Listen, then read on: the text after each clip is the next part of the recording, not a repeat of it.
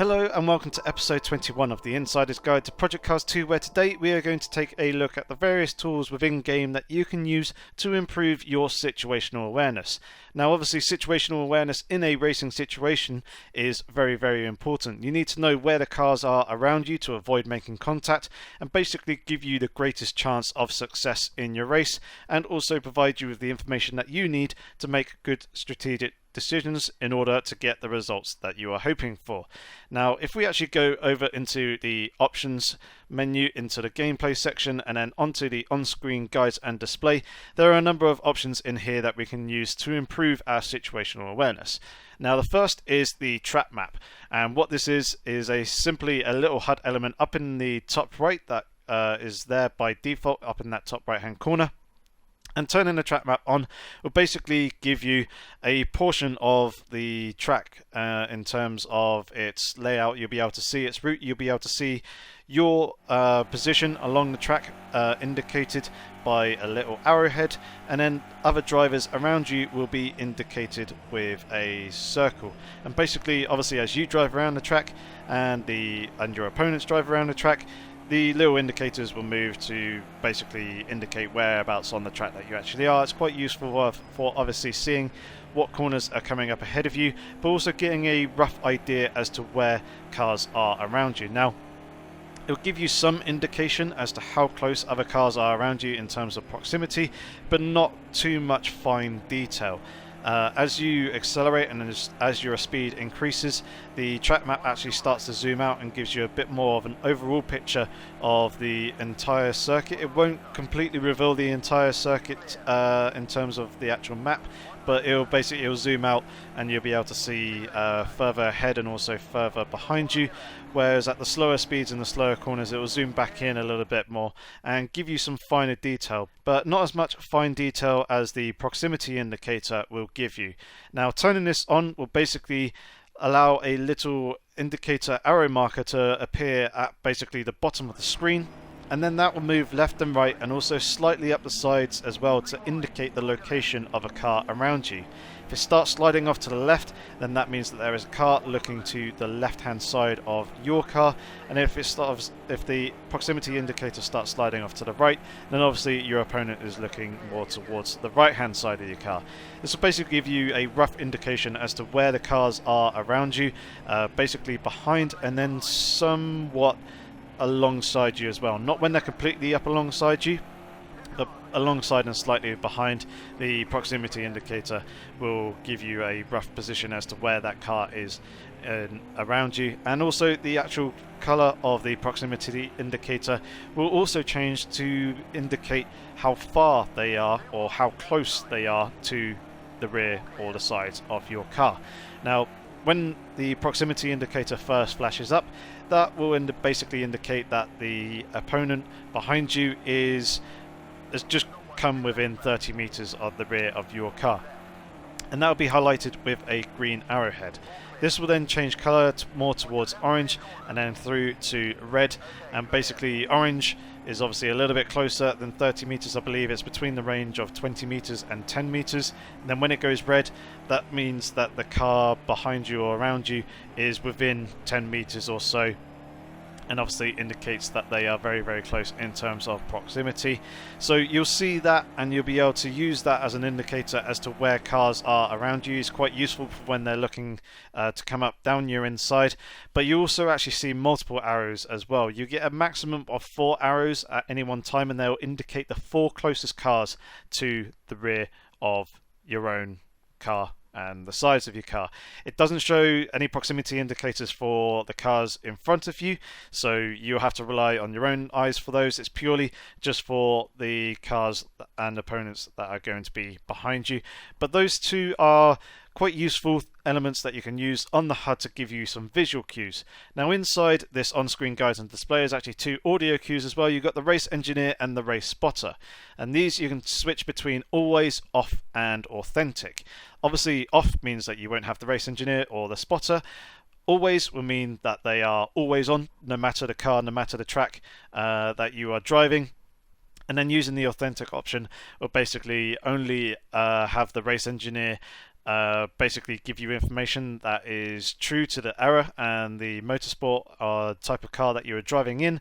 And then when it comes to the spotter, basically the authentic option will only work for NASCAR cars or stock car cars, the Indy cars, and also the rallycross cars. Basically, motorsports in the real world that do actually utilize a spotter and help the drivers out that way. So you'll get them for those motorsports. Obviously, you won't get those if you were doing GT or Formula X or touring cars. However, if you put it to the always option, you'll again have the spotter functionality no matter the car, no matter the track, no matter the motorsport type that you're actually driving. So those are basically two audio types of cues that you can use to basically get a greater sense of what is going on in the race. The race engineer will give you all that kind of information. Will basically give you some motivational speech and talk to you in a motivational manner to try and pump you up and try and push a little bit harder. It will also provide you information about the conditions of your car in terms of the tyres, the brakes, in terms of the temperature and wear, also any damage that you incur on your car, and also give you any weather reports of possibly changing weather in the future as well, and kind of give you a little bit of information about the actual general race and how you're doing on a whole. The spotter themselves works basically the audio version of a proximity indicator. So he'll tell you how close a car is coming up behind you, and it'll count down, say 3 car lengths back, 2 car lengths back, 1 car length back. And then when there is a car comes up alongside you, either you passing or the car passing you, he'll indicate what side of your car that they are on, and then they'll tell you once you are clear again and you are able to either slot in behind or slot back in front of the car that you have just overtaken or has just overtaken you. So 2 audio options there that you can use and utilize, as well as 2 HUD elements. Basically, on any screen where you can get into the pause menu or the in-game options, if you go into those, you'll be able to go into the edit HUD layout, and what you have are basically you'll be presented with this screen where you can edit the HUD and stuff like that. We'll cover that in another future episode, but there are 2 main elements that I want to talk about in here. The first is the mirror up here at the top. I have it turned off because I generally tend to use the cockpit view and the basically the mirrors inside the car. But obviously, if you can't see the mirrors, then it's quite useful to have this mirror at the top here turned on. And obviously, turning that onto basically the full option will enable that, and it'll put the mirror at the top of the screen there. And then you can also move it around, but we'll cover that in a later episode. But that is obviously very, very useful for being able to see the cars behind you in a kind of more realistic sense. It'll be there no matter what view you use and no matter what car you use, whether it's got a rear view mirror or not. That is purely a HUD element that will always be there and give you basically a rear view shot from the back of your car looking at your opponents, and you'll be able to see from that where the cars are behind you. So any cars that are on the left hand side of the mirror will be looking to the left hand side of your car. Likewise, if any cars are positioned there towards the right hand side of your car, then they'll be looking on your right hand side. Now there is one other element as well. Obviously you've got the standings up in the top left here, which will give you an idea as to your actual race position, and then also give you the gaps to the leader up in front of you. But if you want a little bit more finite detail, it's disabled by default, but down here in the bottom left is the relative times panel, and actually turning that on, or at least setting it to full, will basically give you a list of your position. So you'll be here in the center of the relative HUD panel, and it will show your position, the car class that you're in, the actual position within the class that you're in, your name, and then the gap to basically the cars in front of you. So it'll list the 3 cars that are closest to yourself, no matter their position, what lap they're on or anything like that. It will basically just inform you the actual physical difference in terms of time between yourself and them, and then also show you the 3 cars behind as well. So this is something that I generally tend to use quite a lot, as it gives me a little bit more information and a little bit more accurate detail rather than just the standings panel, and I can see a little bit further ahead rather than just the car that's immediate, the position that's in front of me and that's also behind. In the same way that the track map also actually works and coincides with this as well, the actual names and the gaps will basically change color depending on where they are in the race in terms to your relative position and the lap that you're on. So if the name and also the gap is white, and likewise their little blip on the track map is also white, that actually indicates that they're on the same lap as you and you're fighting for position. If they are blue, that means that you are about to lap them, or they are a lap down on you, and that will basically be indicated again in the relative panel on their name and also the gap, but also up in the track map, up in the top right, their little circle will also be blue. And then any drivers who have lapped you or a lap up on you will be marked as red, and again they'll be in both the relative panel and also on the track map as well. You'll also see one other colour which will be grey, and that will basically indicate that that driver is in the pit lane, possibly taking either a pit stop or they're in their pit garage, depending on what the actual session is that you're in. If they have retired to their pit garage during the race, they'll also show up grey there as well. But it'll give you an idea as to basically the proximity of the cars that are in front of you in terms of physical, basically the time as to how far ahead they are. If you're in last position, obviously you won't see any names below you, but once first, second and third basically get within a certain distance behind you, you will see them start to appear on the relative HUD, and you'll start to see the gap as to basically how far they are behind. Likewise, if you're in first position or up in the top 3 position and you start to come up towards back markers and start lapping cars, you also see them come up in the relative HUD and basically give you basically their physical gaps to the cars there. So it's a little bit more detailed than the actual standings panel itself, because especially in the longer endurance races and especially the multi-class races as well, when doing things like Le Mans and you've been racing for 2-3 hours, obviously the fuel gets mixed up and you could have possibly like 2 cars between yourself and also basically the position in front of you. However, with the standings panel up in the top left, you won't know that, whereas it'll be indicated there down on the bottom right with the relative panel. So it's something very, very useful and something that I actually use an awful lot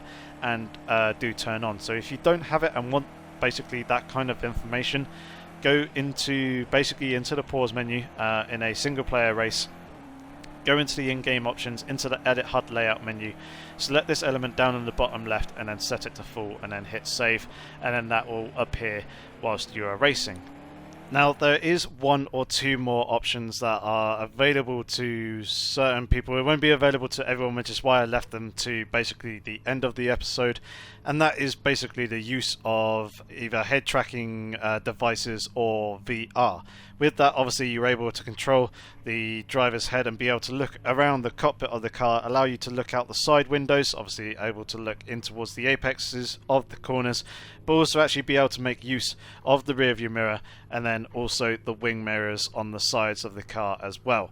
Obviously having that kind of control is very, very useful for getting that greater situational awareness as to where cars are around you, be able to take quick glances as you're passing cars to make sure that you are clear of them as you drive past.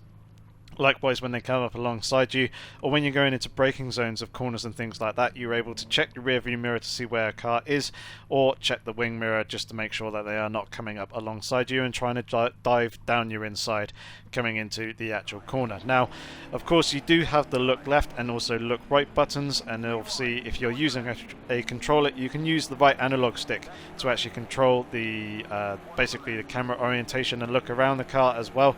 However, whilst it's very, very useful, you don't quite have the control and the finesse that you would with VR and basically Track IR and other basically motion tracking devices that will allow you to control the head independently or more dynamically than you would basically using hands or fingers to control actually being able to drive the car. So using those obviously is very, very important. If you're using VR and stuff like that, I mean, it's very, very cool looking around the cockpit of the car, but obviously make sure that you're actually checking your mirrors when you actually are coming up towards corners. Obviously, if you know that a car has dropped back a little bit, then you can afford to check your mirrors a little bit less often. If there is a car generally quite close, you usually tend to check basically the rear view mirror coming out the exit of the corner, and then likewise down the straight. I'll probably check the rear view mirror a couple of times, and probably once more just as we're coming up to the braking zone. And then as we're going into the braking zone, I'll start turning into a corner. That's when I'll double check the basically the wing mirrors to make sure that the car isn't there on the inside. Obviously the relative panel will also highlight that, as well as the proximity arrows, and obviously if you've got the spotter on as well, you'll also be able to receive the spotter calls there, and basically gain that little bit more situational awareness, and basically improve your driving. Hopefully you'll be a lot cleaner using all these various different tools. Obviously don't use them all, just use the ones that you want to use. You can kind of overload yourself a little bit with information sometimes, with too much going on around the HUD when you're trying to focus on driving, and also the spotter can sometimes be a little bit distracting when you just want to zone in and focus. So it is kind of personal preference as to what ones you personally want to use. Obviously I use Track IR, which allows me to look around the cockpit, so I tend to use that, and I just tend to use the relative panel. I don't use the track map nor the rear view mirror HUD element at the top center of the screen there, and I don't tend to use the proximity arrows either, as a kind of like a little bit more immersive experience, and basically actually relying on myself and actually looking around the car and around me to see where other cars are. But you can use those tools to basically give yourself more situational awareness, which the more you have and the better understanding of what's going in the race, basically the greater chances that you'll have of being successful in that race. You'll be able to make better strategic decisions, and also have a greater understanding, hopefully stay a little bit cleaner, and basically see when cars are coming to pass you, or when you have actually completed a pass on another car. So hopefully those kind of tips have been useful to you guys. If you have any comments or questions, feel free to leave them down in the comment section below. I should try and get back to you as soon as possible, but otherwise consider subscribing to the channel, especially if you're enjoying the Insider Guide series.